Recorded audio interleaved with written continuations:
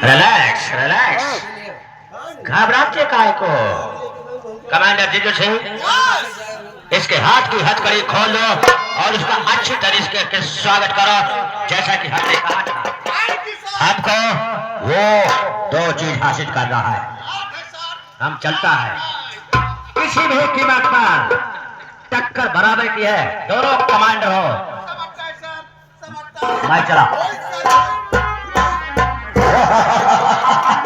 सिपाहियों, रणजीत सिंह कमांडर के हाथ की हथकड़ी खोल दो, खोल दो। आपको इंडियन कमांडर है। चमका दबा हम तब से कुछ कहना चाहता है। बोलो। और मुबारक है तुम्हारे